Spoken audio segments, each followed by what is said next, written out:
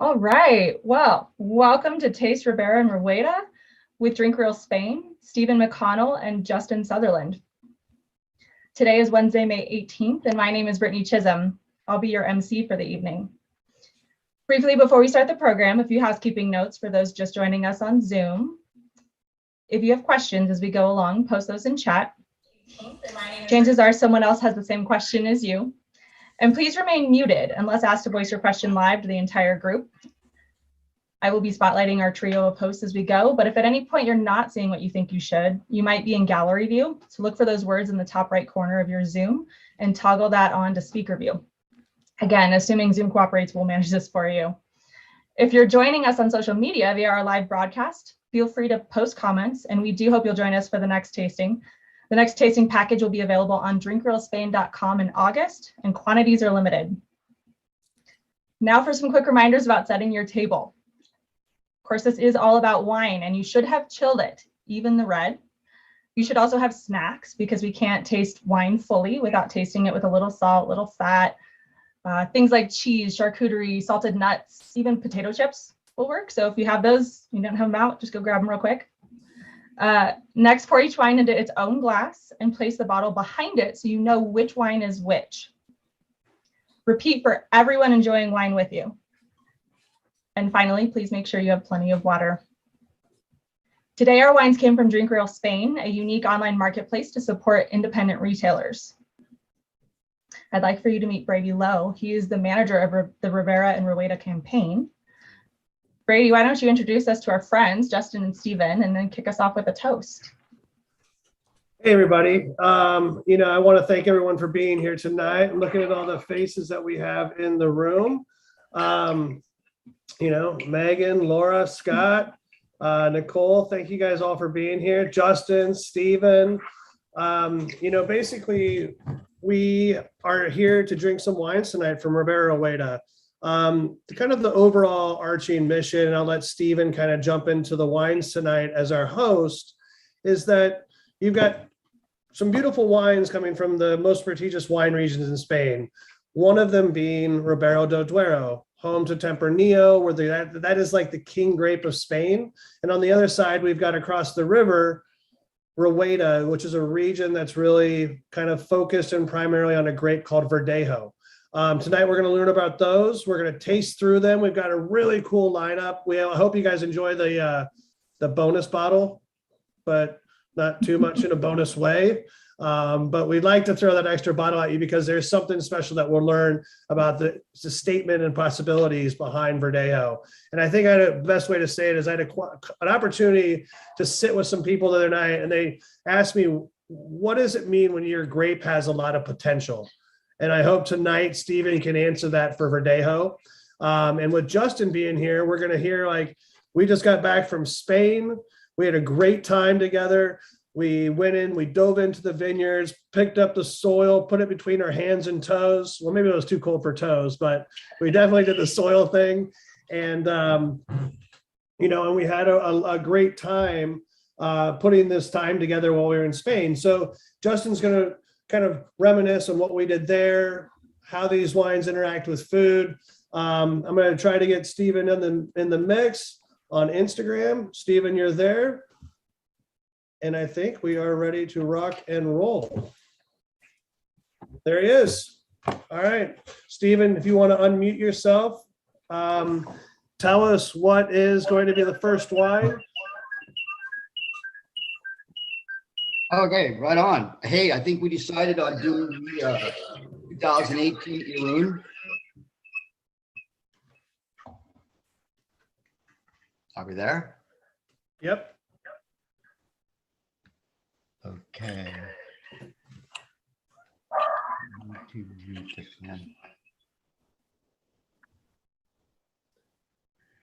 And instead of muting, you just want to pull the volume down just a little bit, it'll help. Yeah, it's not, I think I'm going to go to this one. How's that one? Is that better? Sounds good. I can hear you. Is that good? Yeah. 'Cause I've got no echo or anything now. No echo. We got you loud and clear. That's great. And you're a good looking guy. Hey, And these are good looking wines. I mean, this is like you were saying, this is really interesting stuff. I was reading today that Rueda is now the third largest wine producing region in Spain, behind Rioja and Ribera del Duero, which kind of surprised me a little bit. I mean, I kind of figured Proyat might be in there somewhere, but yeah. And these are really fun wines. All Verdejo, brand new region. I mean, that's what's really fun about this. I mean, this is such a young region. We're talking mid 80s. I mean, you know, obviously these places have been producing wine since 14th, 15th century or something, but a lot of those were of different varieties, the Palomino grape and stuff like that. And so now they have decided that this region, this really, really harsh region, is perfectly suited for Verdejo, number one. And then, of course, Ribera del Duero and Tempranillo really needs not much of an introduction. I think everybody is probably familiar with them. But crazy harsh region, fairly high elevation, you know, 2,000 feet, say, ridiculous diurnal and seasonal temperature swings. Kind of like Paso Robles a lot, you know. It's well over 100 in the summer times, and freezing hard in the winter time. So and this is and these are great. I mean, these are, we all got it. So we're starting off with the Marques de Irun 2018. Correct. Absolutely. Cheers, all. Cheers, everybody. We're thinking that we just get a big cheers up front. Thank everyone for being here tonight. So if you got a little wine in your glass, throw on your video. Let's have a little group cheers before we get this underway. You know, again, thank you, Stephen, for spending your time with us tonight, and Justin. You know, I'm in Healdsburg, as my sign behind me says. Justin, where are you at tonight? You're in Minneapolis? Yes, I am back in Minneapolis, finally. Fresh in from California yesterday. No sound?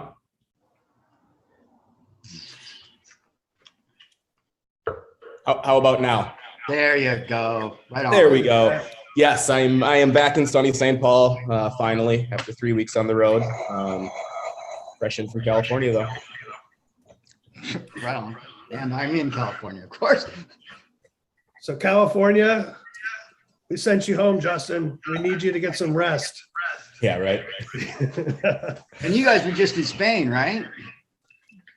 Yeah, we were there. We spent 2 weeks. We took over the last half of March in Spain, and we went to both Ribera del Duero and Rueda.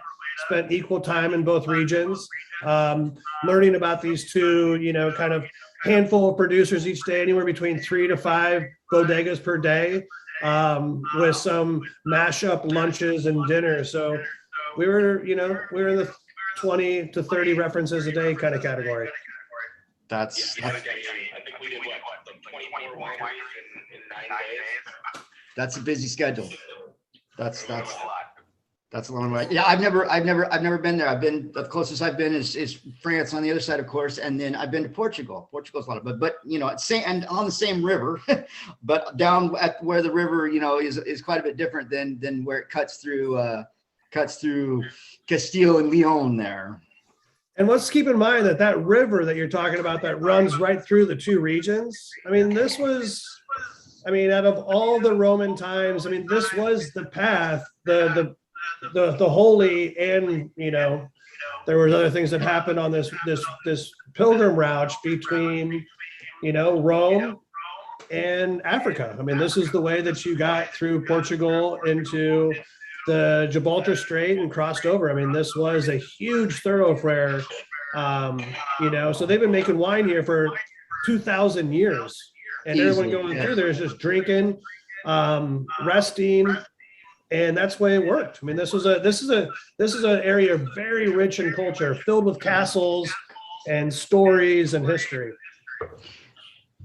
But the true renaissance in the quality of wines we're seeing today, I mean, this is, like I said, a ridiculously young region. I mean, we're talking mid-80s, you know, when it really started to get noticed by you know, a couple of people, Pesquera and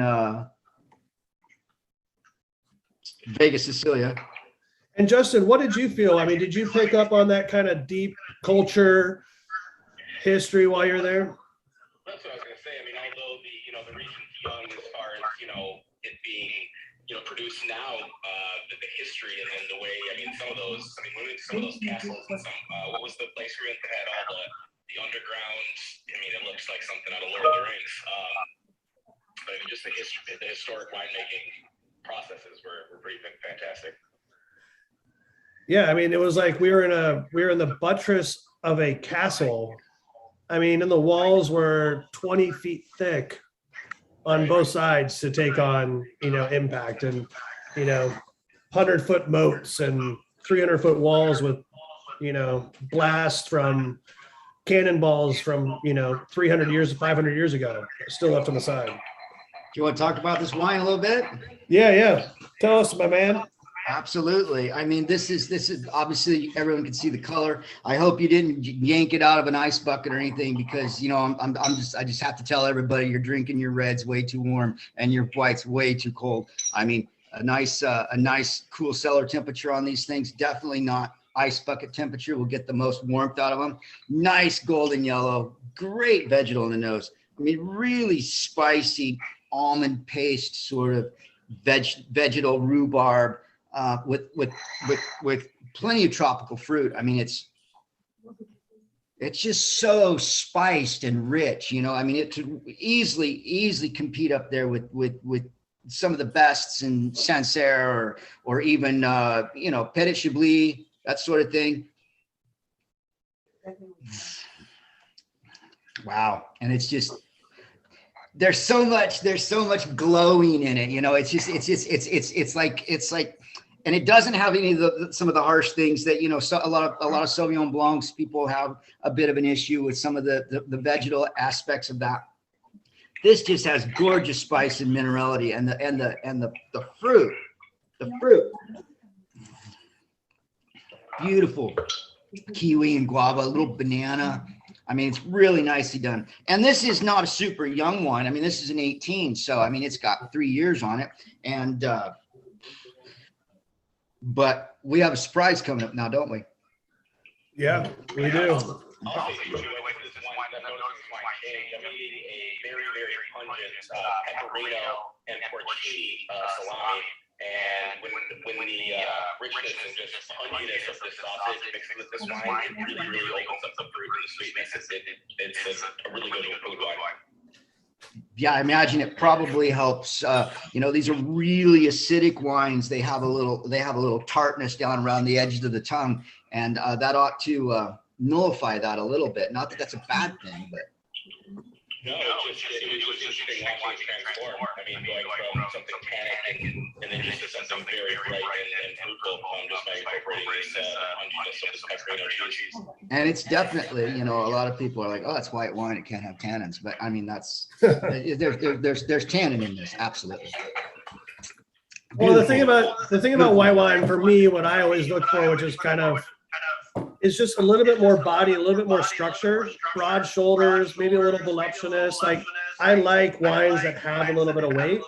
So I think the Pinot Grigio, Sauv Blanc world and the patios have its place. I'm good for like a glass there every once in a while to start the night out, but I always kind of evolve to kind of a, Rhone white kind of style, Marsan, Roussan, Giné. Like that's my world. But that's what I'm really liking about Verdejo. I mean, this kind of is meeting somewhere on that path to being a little bit heavier and show a little bit of weight. But I think what's nice is we're going to start to see some of that potential of this grape based on the wines where we're going next. Are we doing the 2020 or are we going deep, Stephen? Oh, well, I don't know. Let's taste the old one first. Let's see what that is. Another screw top on the Nosis. What do we got? 8 years of age on that, and yes, there is a proper way to open a screw top. What, like this? That's how you strip them out at a restaurant. That's embarrassing. Yeah. Hey, Brady. I mean, we are getting a little bit of feedback. Can we maybe turn your volume down on your phone a bit? I mean, I've got one of my devices is completely off, so I don't. Stephen, you sound good. It's just Brady's device, I think. Oh, man. I mean, that's you know, and people would say, well, you know, white wines can't age, or the little screw top like this isn't going to age. I mean, this thing is just cracking. And I've had this before. It will richen up even more. I mean, the dessert-like qualities that come out of it. I mean, not, but still dry as a bone, of course. I mean, we're not talking about late harvest Gewürztraminer or anything like that. I mean, just the nuttiness and the way the spice is all pounded down into velvet theater seats and leather, you know? I mean, heavy black pepper leather on the back. I mean, I think you're getting that nuttiness up front, and then after it settles on the palate, I'm picking up just the spice and black pepper and all leather. It's crazy how big it is. It is, you know, really, really a massive wine. And the crazy thing about Verdejo is that, you know, it is Spain's #1 white wine. I mean, there is more consumption for Verdejo and from Rueda than any other white wine. That's why all these producers move to Rueda, is to like be on that bandwagon. But in the way that Spanish love to drink is with their food and like quick consumption. So Joven and young style kind of like patio pounders is kind of the style. But that's where we start to look at the potential of this grape when you start to taste these three whites. And that's kind of like why this bonus bottle is here, is to really kind of like start to understand, is there a potential with this grape, which is supposed to be like a Joven style, to be the next great white, you know, of the world? And will this grape have that potential? Because if you start to look at it, so I think it's a really interesting conversation to see this wine at this age and see what you guys all think of it. I mean, there's a lot of wine drinkers in the audience tonight. You know, we haven't even got to the Joven, which is the new 2020 version of this wine, but we're really interested to hear what everyone has to think.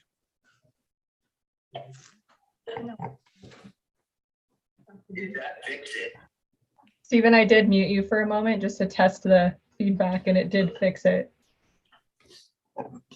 So Brady, mute yourself when Stephen starts talking, please.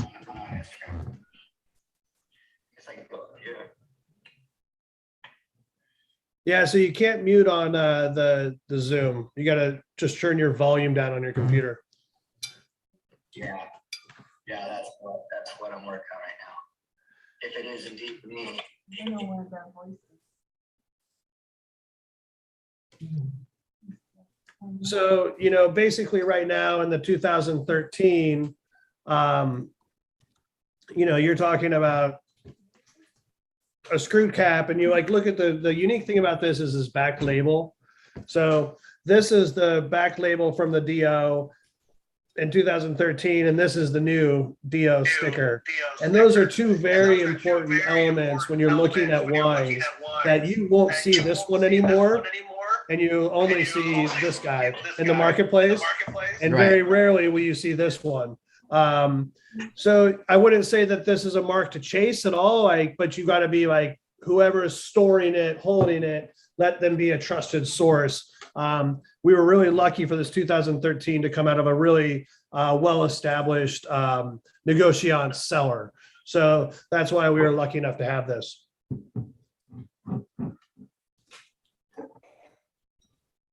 Justin, what do you think? Is this a food wine or a drinking wine? I think, like I said, I mean, it starts out as a drinking wine. I think you want to enjoy this separately first. I mean, it gets crazy big. It transforms in your mouth, and just, I mean, with 8 years of age on this, it's pretty impressive what it does. But I think it opens itself up to a lot of food.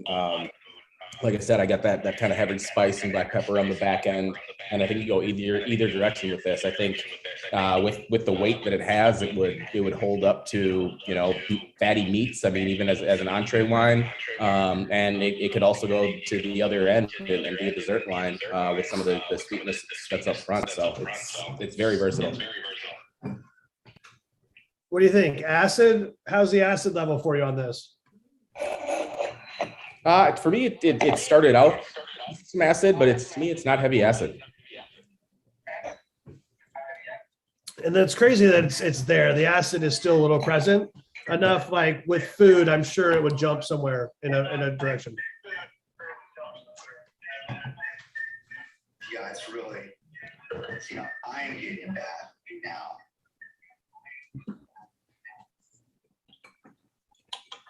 That's really awkward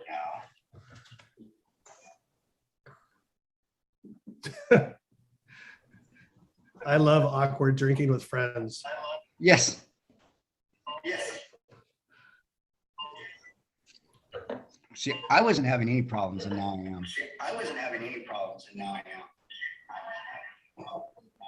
Whoa. I think that's just what happens when you open a bunch of wine. If you open 5 bottles of wine by yourself, if something's expected to go wrong. First half hour. I mean, it's technology. First thing you do. You'd think after 2.5 years of Zoom meetings, we'd be better at this by now. Okay, Well, we just don't drink while we're on Zoom meetings. Okay, well, what's in your coffee cup? Yeah. So anybody else out there in the audience who has, been exposed to a little bit of Ruedas, I mean, even just put in the chat room if you don't want to come on, but let us know what you're thinking about this wine. I'm very curious, if, is it something that you would like to find? Is it outside of the range of comfort, or is it something that you like? And I think with that, should we jump into the next to see it's like older brother? Yes. Absolutely. Absolutely. Or newborn brother. Whoa. That changes gears a bit. Holy crap. I mean, the tropical on that nose is just completely out of control. Same winemaker, same production style, just different package, different year, different vintage. Smelling this, it would be really interesting to taste. I'd be really curious to taste the 2013 young and see if it felt this flush. This is the 2020. It's viscous. It's almost got this oily quality that Unctuous, yeah. Right? I mean, my tongue is just like coated. And it makes you want to eat and drink more. It's a little Wow. perceived sweetness, even though it's dry. Try. Total dry. There's just so much fruit in it. So much tropical. It's just, I mean, it heads way off into like banana left field there, which It's fruit. It's very fruit forward, but it's still like almost subtle. Like it's like a subdued bigness. and you can feel in the background, you can feel some of the velvety, leathery, aged nuances of the 13 back in there. You can see them. You can definitely see them. There's several of them there. I wonder where that leathery tension comes from in a winemaking process. Do we know what the Lee's program is on this? It's like 5 or 6 months. I mean, that definitely cranked up the butter a little bit, but there's still so much acid in it. It's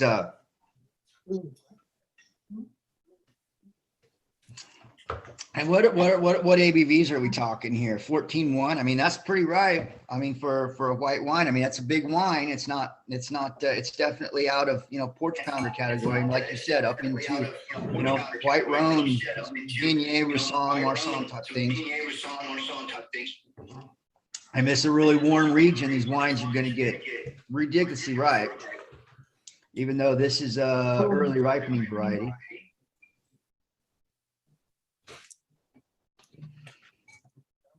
Yeah, that's crazy. That's unbelievable. I mean, that would be a gorgeous wine to serve with a big meal. You know, I mean, a really big meal. Shoot, red meat. You know, bring it on. So the Nosis, one of the folks online basically asked where the Nosis is from. So this is from Rueda. The producer is Buil and Giné. But it is all three whites tonight on this tasting are from Rueda, a region in Spain, Miss Shaw. So beautiful, beautiful white wines. And I agree. Like Nicole threw out on the comment board that, you know, there's something savory and tropical going on at the same time. You know, some of those big like Gordal olives, the green ones, or some manzanillas would be like, you know, maybe a little top knot in here. How about like a little can of Ventresca with some bread, you know? Like I said, it's like a big subdued fruitiness. I mean, you still get savory. It's not overly sweet fruit. It's very fruit forward. I don't know, the complexity it's pretty fantastic. So I think the question that I'm always starting to like ponder is the potential. If you were to say that like a grape has potential, what does that mean to you? And to kind of like put it through in my words, like potential is when your kid can, at the age of like, you know, second grade, speak 4 languages and, you know, dance 3 different dances and like hit the like floor perfectly, you know, on the basketball court. So you have a kid with potential. So I think that's what this grape means. But I think from what do you guys think as Verdejo, do you think this has potential, seeing it from 2020 to 2013, wines made in the same style, not too far from each other in like vinification or what they're doing in the vineyards? I mean, this all has a very unique place in space. What do you guys think about potential? I think it proved its potential. I mean, seeing that 13 to 20, I mean, just the growth in it was pretty insane. I mean, the acidity levels changed, the fruit changed, the spice level changed. It was incredible to taste that. So good bonus bottle. Going back to the 18 is interesting too. If you still have a glass of that around there. Right. Well, that's the fun thing about having 5 bottles of wine open and just a handful of friends is like you get to go back and forth now. And this is where the confusing part sometimes happens. When you get 3 glasses in and you start taking bites of things and you're like, which one's which? To the best of my knowledge, Laura asked a great question. Relatively unoaked wines, right? Yes. I mean, a little bit of neutral, maybe.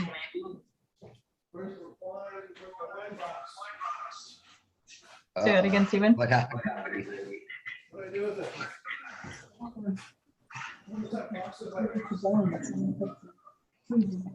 So Stephen, maybe you know, or Justin. Laura Werlin asked, any idea why Nosis switched from screw cap to a fake cork?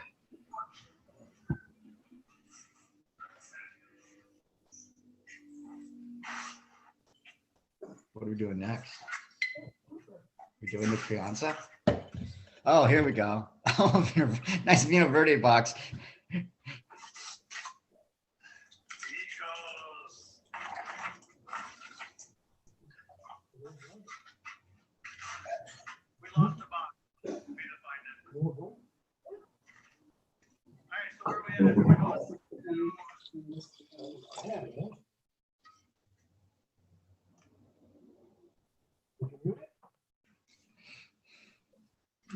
The Crianza.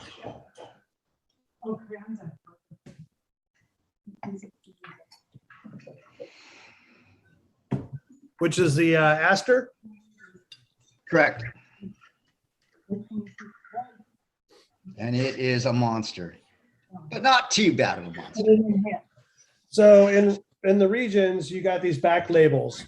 Yes, these I back love labels these. help you understand that they are produced in a region. There is a specific age of bottle and barrel that's attached to it. And also it's a mark of excellence. I mean, these wines are like, it's like the original tracing, you know, I mean, these are like the Bitcoin wines when they've got these little back labels on them. They know exactly where they are grown, what the yield was per hectare, and what the process is. They have to abide by some rules.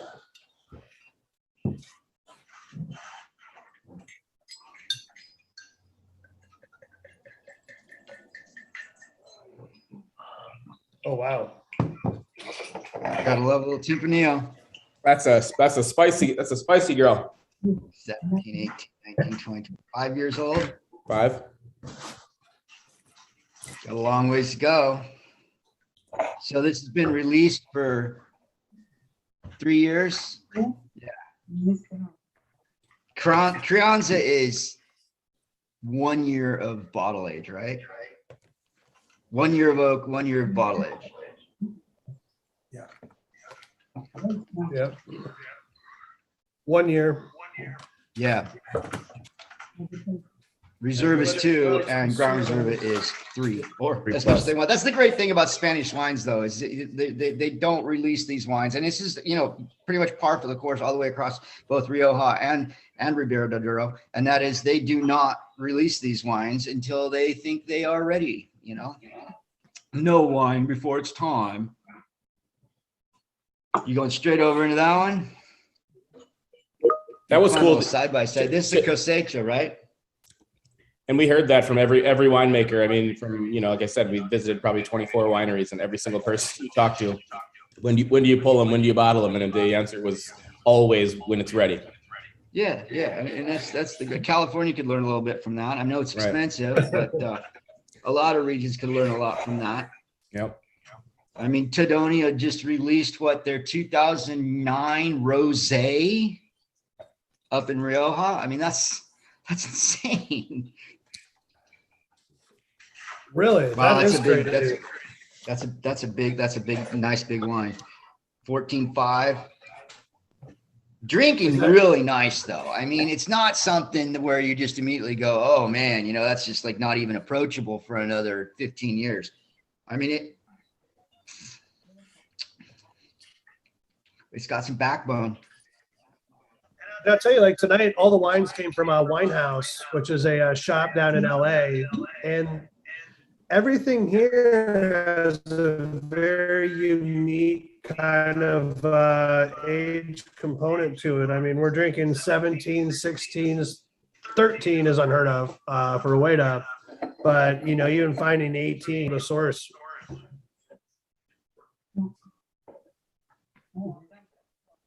Yeah, just incredible spice box and packed down into cassis and more of that almond. Actually, I mean, I love the black walnut nutty aspects of it. It's beautiful stuff, and I love the American oak too. I mean, that's like my favorite part.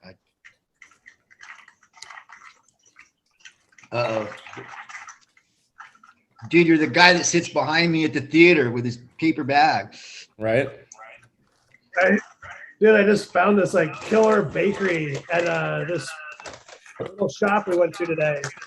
Spanish place. I've seen that. Guys killing it in the bakery zone.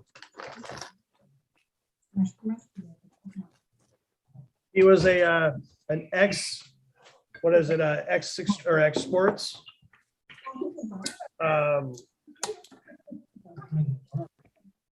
Rollerblade master, and now he's a baker. Such a thing. Extreme rollerblader. Rollerblader to baker. Okay, so you're in Healdsburg. Speaking of Spain, you have to go to Bar de Tapas. Do not miss it while you're there. You've been, haven't you? I haven't been. It's unbelievable Spanish restaurant right there, right just about a block off the park in Healdsburg. Mm-hmm. Last time I was up there, we ate like 3 meals straight there. We went through the whole menu. It's amazing. That's tonight then. Or go see Dustin Valet. At Valette. Yeah. I just left him at Guy Fieri's house. Oh, really? Yeah, he brought all his guns up, and we were doing a little shooting. How far was Flavortown from Healdsburg? 20 minutes. Yeah, he tells me there's some stories going on with that Bronco between him and the mayor. Yeah. So have we tasted into the cosecha yet, or is it not? I just poured it. I was just going to ask if either of you have moved on into it or anybody. So this is La Capilla. It just doesn't mess around at all. It's completely different layering of spices and crazy black pepper. Beautiful, really pungent, nice, like conifer pine needles and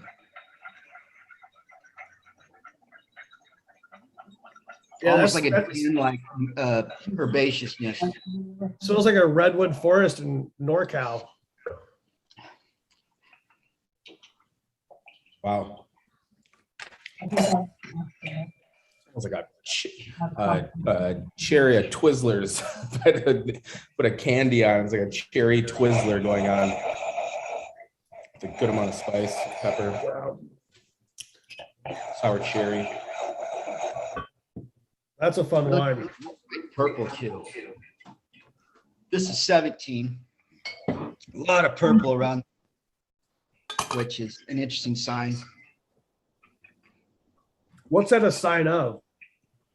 Well, just a lot of fresh fruit. It's not hitting on any garnet level. I mean, some grapes just naturally go garnet right out of the box, like Pinot Noir. Grenache is always going to show a little garnet. And then, Syrah can go either way. You can make it where it's blue rimmed, or you can make it where it's more of a garnet rim. Cab can go both ways. And of course, with age on both of those, you definitely pour a lot more garnet. But it's just it's so fun to see, a wine with a bright blue edge. It's just it's really, whereas the Aster is it's got a little bit of a garnet rim going on in it. And this one's just blue purple. And that means it's just kind of like it's holding on to its structure, its fruit. It's got longevity to it. And not to read anything too scientific into it, but I mean, when I see a wine like that, I automatically think that it's probably going to hold up a lot longer in the cellar. I mean, as far as fruit goes. Yeah, I mean, that's just stunning right there. Unbelievable. I mean, I guess now that I think of it, I don't really remember a whole lot of like inky, stinky wines that are like 20 years old that are not good. I mean, if you've got color, I mean, that's one of the first indicators how that wine is performing in the glass if you open it after 15 to 20 years. If it goes to that like weird kind of like broken red leather look. Well, but suspect. The only the cosecha, the Capilla, is that a C? Capilla. I feel like it's riper, a lot riper. Even though ridiculous amount of tannins. Where is the alcohol? Not that the alcohol necessarily means anything. It is 15.0, but it just feels the fruit on it. The fruit on it feels a lot chubbier. Mm-hmm. More. What about that 1935 we drank, Brady? That tasted like a 1935. There was no color left. Right. It looked like the color of your.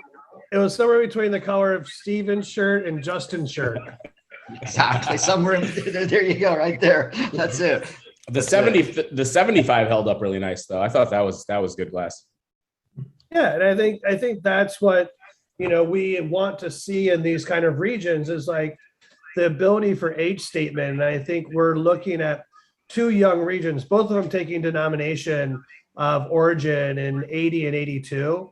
Which is a really interesting time because before that, the wines that were coming out of these regions were more, I would say, for out of Ribera del Duero, more of the claret style, which was a field blend made for drinking consumption immediately.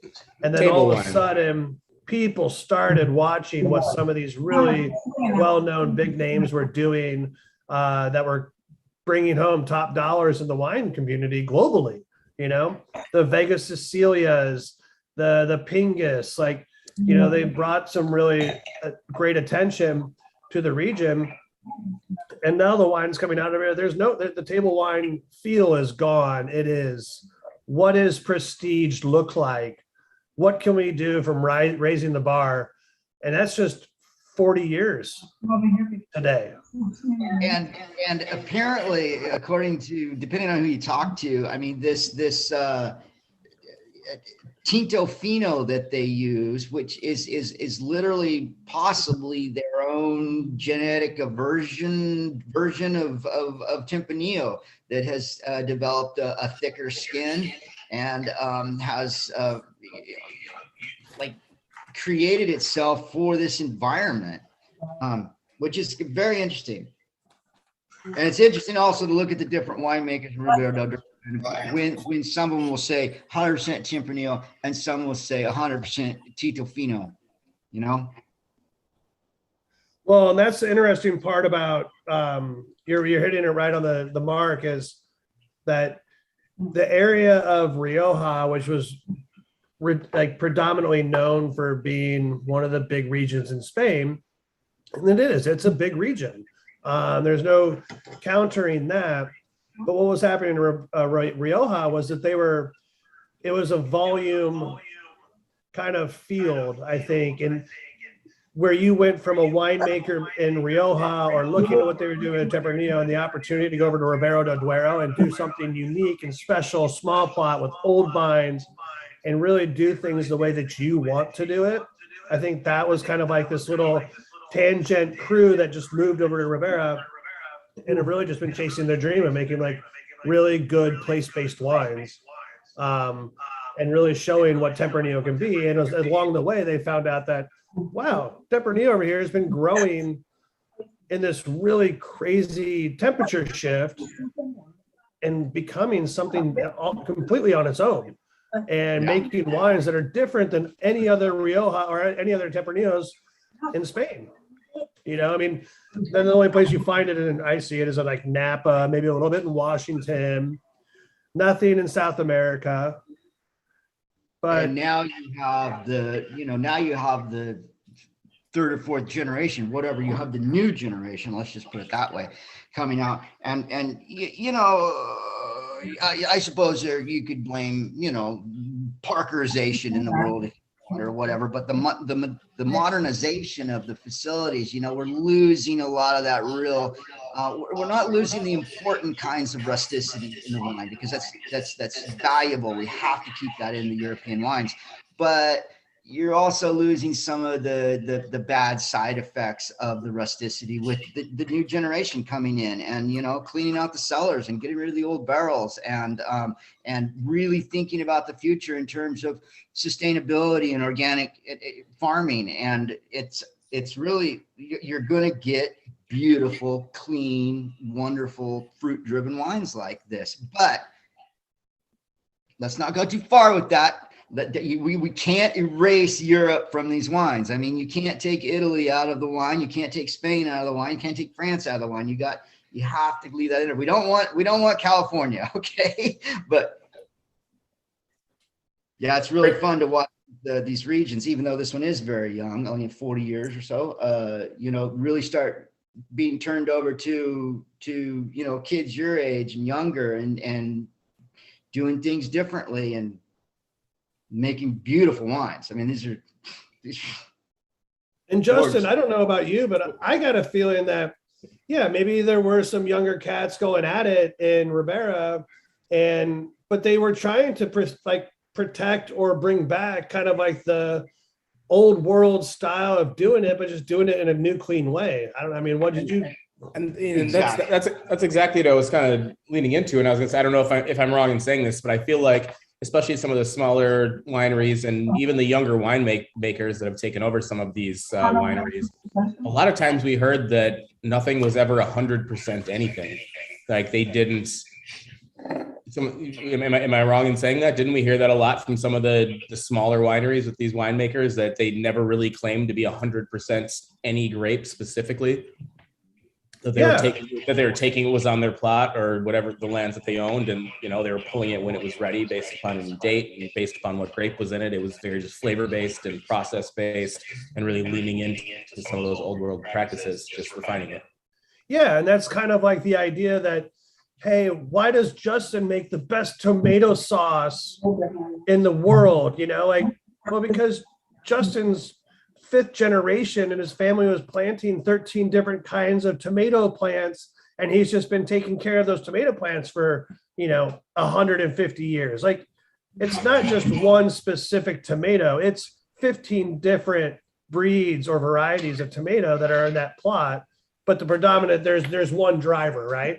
But there's other stuff speckled in. And I think they were celebrating that kind of field blend.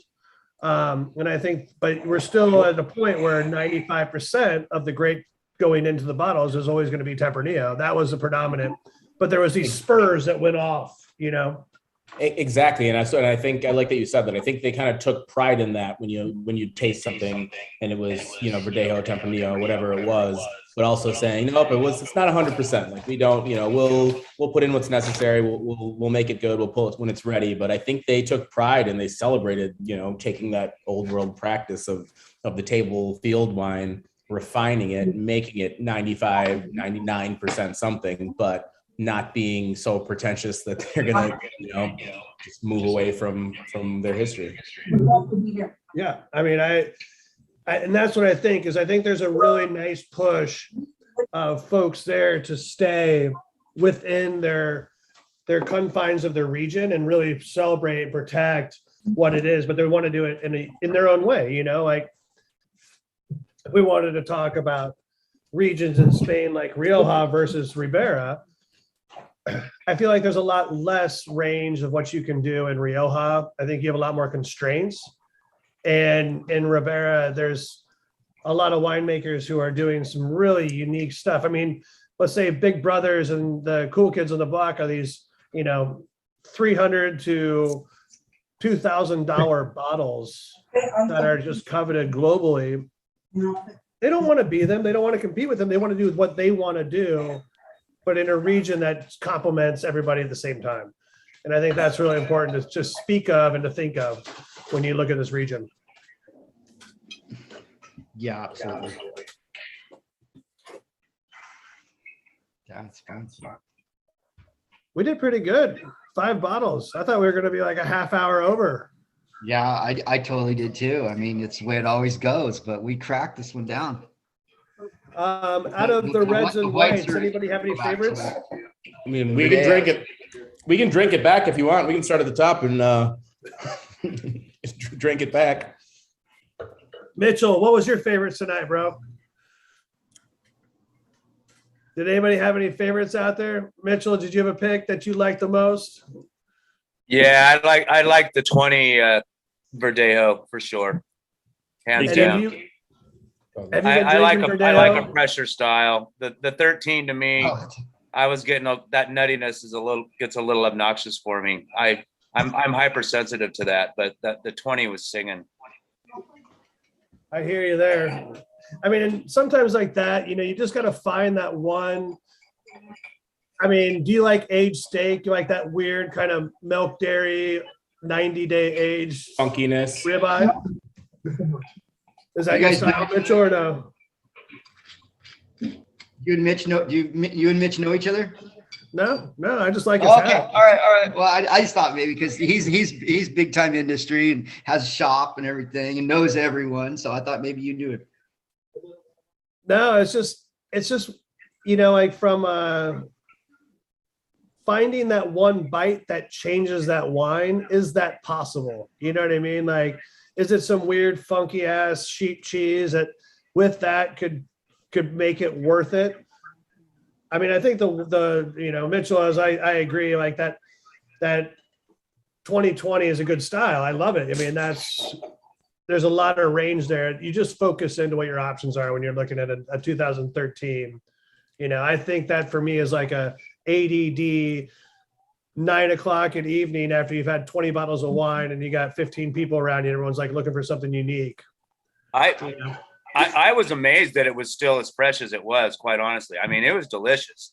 It just, when I get any iota of that hazelnutty type of sensation, I kind of shut down. But I mean, objectively, it was delicious. I mean, it had acid, it had richness, and it wasn't going south by any means. Yeah, agreed. Thanks, man. Yeah. I appreciate that. I kind of prefer the 2018 Irun to the brand new Nosis, honestly. Me personally, I like the little bit more vegetal, a little cleaner, rather than the really obtuse tropical on the nose. But yeah, the 13 is definitely the outlier there. That's a fun one. Yeah, that the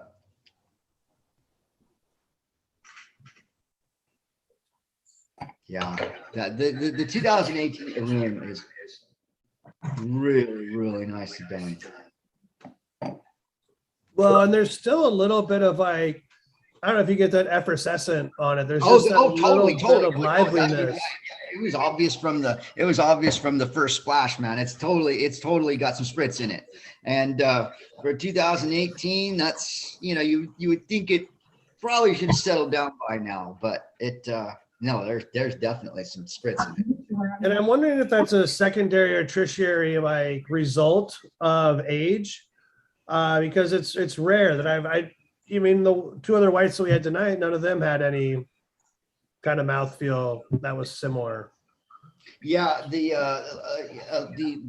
2020 Nosis didn't sort of effervescence at all to it. There might be a bubble or two suspended in there, but of course the 13, I wouldn't expect that to be long gotten rid of all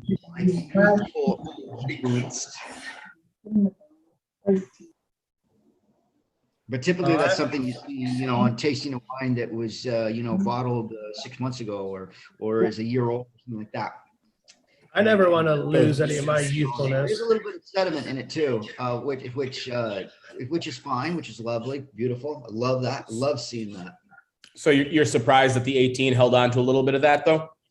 Yeah, I mean, in 19, 20, 21, I mean, 3 years old. I mean, a lot of times, but again, it is a screw top, so maybe it's going to hold on to that longer than it would under a natural seal. And I don't know if anybody noticed that the high-tech cork that they had in the new Nosis. That's a pretty cool cork. Those are starting to pop up. Really real rocket science. This one, there. This guy. Yeah, but I felt like this effervescence, this pop kind of happened in the back of the mouth, in the back of the tongue, more throat than, a fresher wine's going to get all over your mouth. And this kind of hit right in the back. So I don't know if that, again, has something to do with the age, or why it's hitting differently, but still having that sparkling effect. And yeah, this cork is genius. Does it go back in? That's it. It goes right back in. I'll tell you, I like that 2020 Nosis. I mean, it's after you go through the reds and come back to it, it's just a smooth sailor.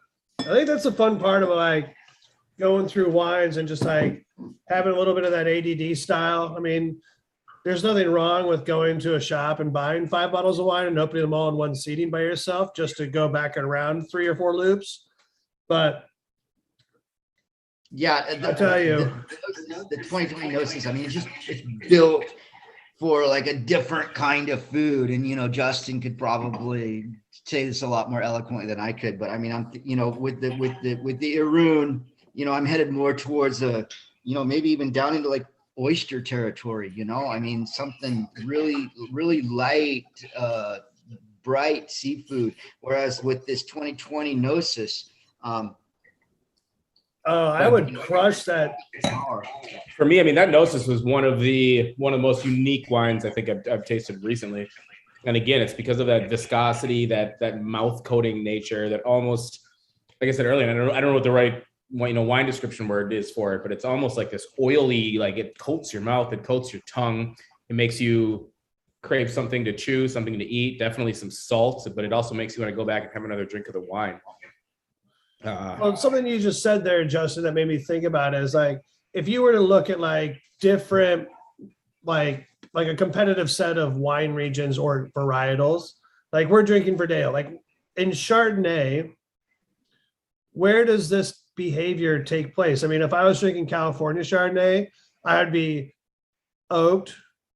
I don't think we'd be drinking a 2013. And if we were drinking a 2013, it would be $80 a bottle and not under 20. So like, it's strange to try to pigeonhole where this like kind of relative region is in the world that's producing white wine like this, that can have this type of potential or like opportunity.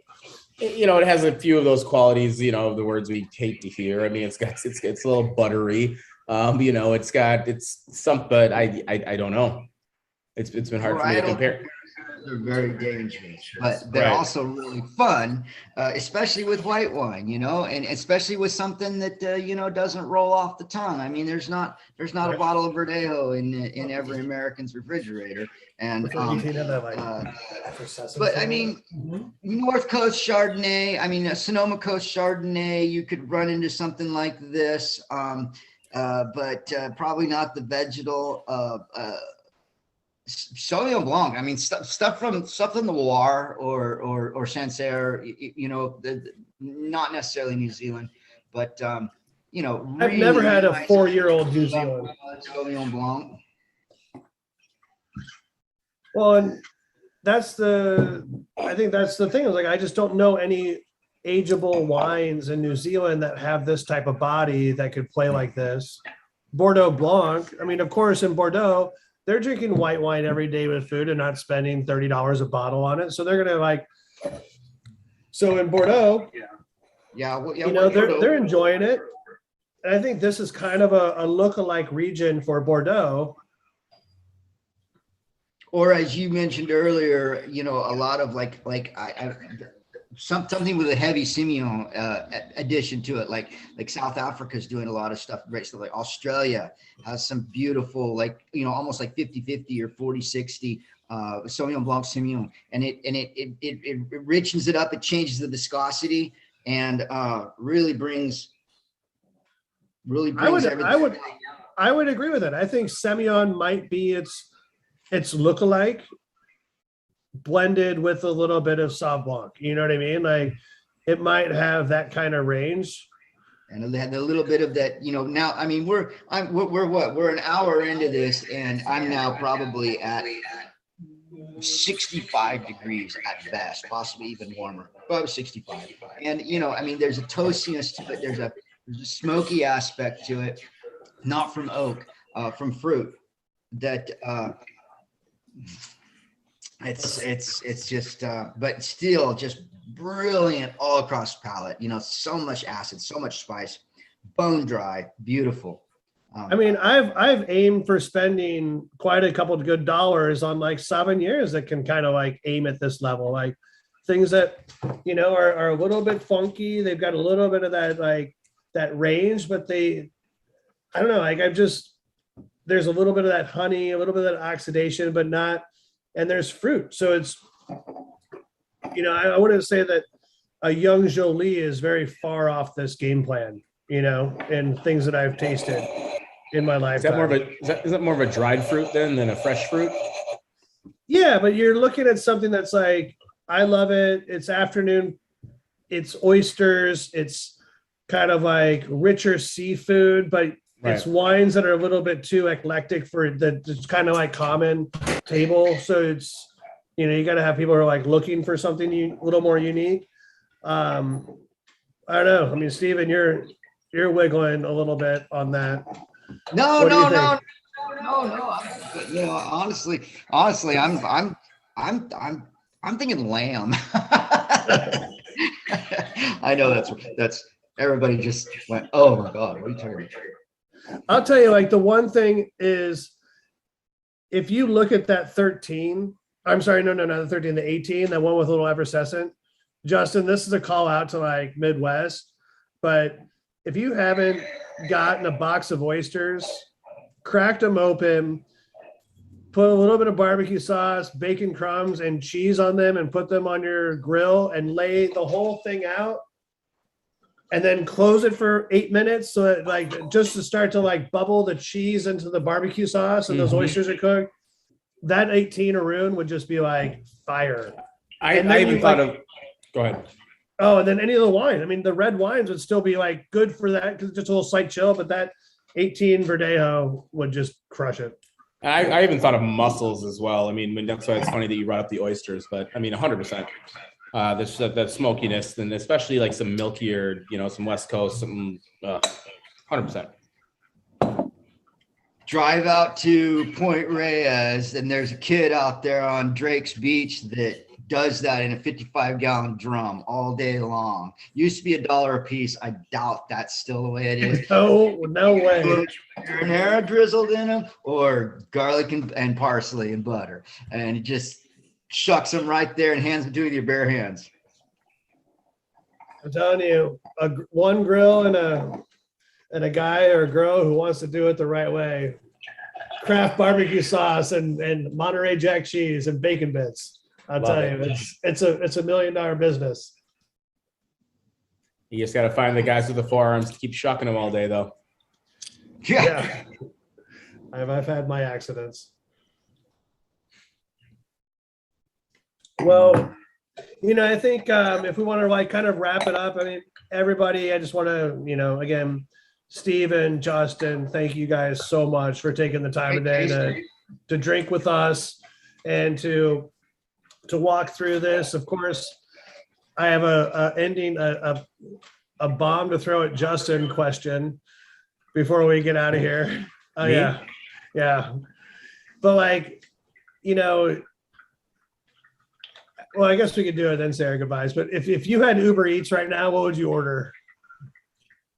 I mean, I'd order a baby lamb from northern Spain. All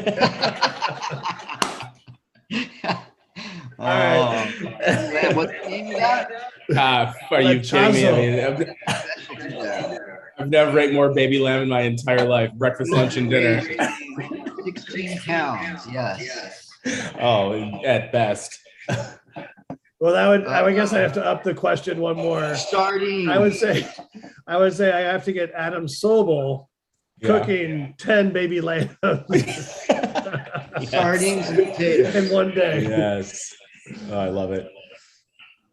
What about Stephen? What's your go-to right after this? If you're like, money's no object, you can order food in from anywhere. What are you going to order? You're not in a cooking mood. I think I would stick in the Iberian Peninsula a little bit. I think maybe sardines and potatoes.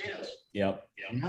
The way they serve them over there, like the 12-inch long sardines, a little too much salt on them for me. Okay, sometimes they come out just caked in rock salt. I know down in Portugal they are, and you got to scrape a little bit of that off, and they're just whole fish. I mean, they're you don't buy sardines like that here. And roast potatoes, a little rosemary on them.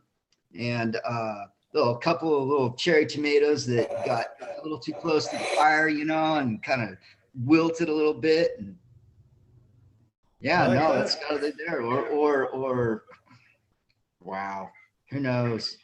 I know what I want. I'm really jealous of you being in Healdsburg because Bar de la Tapa is right up there, up the street from Villette. Oh man, I'd love to be there with these 5 wines. I mean, that place is phenomenal. I've been. It is phenomenal. All right, we're taking these. Brooke, we got to hang out. We're here. Me and Pablo, we're here till Monday, and we're going to have some fun.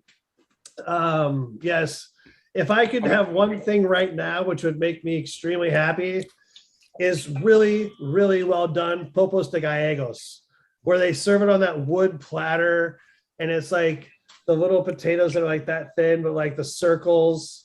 And then the pulpo is the same, and they got the little rock salt on there and the pimentone, and it's done well. There's a lot of fake imposters in the U.S., but I'll tell you, in Spain on the coast, Yeah, pulpo is that's an amazing dish. Done right. I will say some of the best food we had in Spain was Japanese. that was fantastic. The Zuma Supers. That was good. That's like saying the only reason I fly British Air is for the Indian food. Well, cool. Well, I wish everybody, a great night. Be safe. Go back and forth with these wines and have some fun. I think if these things are open now, like take them over to a friend's or invite some friends over. Drink with your Uber Eats driver. We're not sponsored by Uber Eats, but that's the third time you mentioned it. Right? I was gonna say, am I not getting this Uber Eats? Yeah, the Reds are fun to go back to too, but let's not go down that road. Slippery slope there, Steven. All right. All right, everybody. You shut it down. We're gonna sign off. Cheers. Cheers, Brittany, Brooke, Laura, Nicole, everybody. Mitchell, pleasure to meet you. I need to get my hand on one of those old B hats. I like the Boston Crew. Nice chat. Yeah, cheers, guys. absolutely. Thank you. Thank you, guys. Have a wonderful evening. This is Brooklyn Dodgers. Fuck Boston, dude. See you, gents. Brittany, thank you. Bye. My pleasure. Have a good evening, y'all. You too. Night.